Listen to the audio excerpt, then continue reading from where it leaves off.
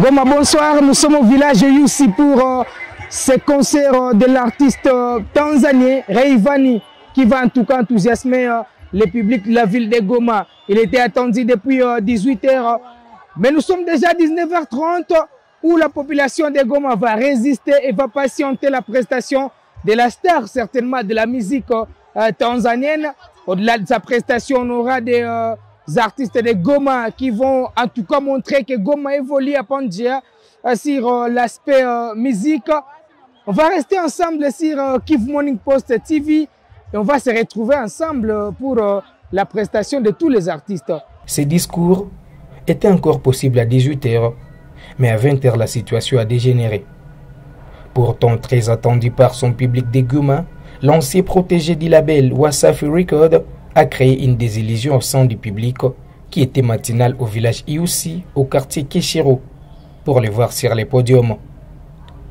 La toute première prestation de l'artiste et musicien tanzanien Rayvanny en ville de Goma n'aura pas abouti ce dimanche 20 août 2023 comme prévu.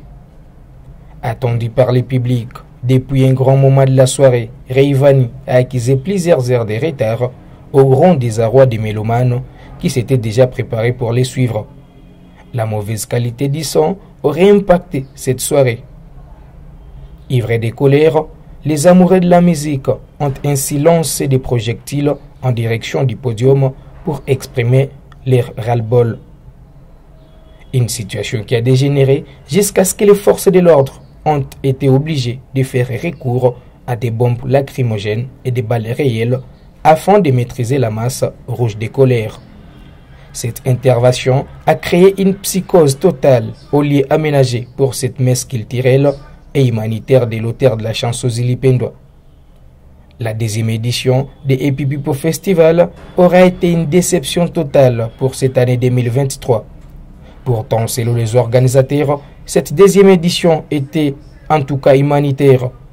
C'est donc comme ça que s'achève un des grands rendez-vous culturels de la ville de Goma pour Rayvanny qui vient de louper sa toute première occasion de faire vibrer en live son public de la ville touristique de Goma.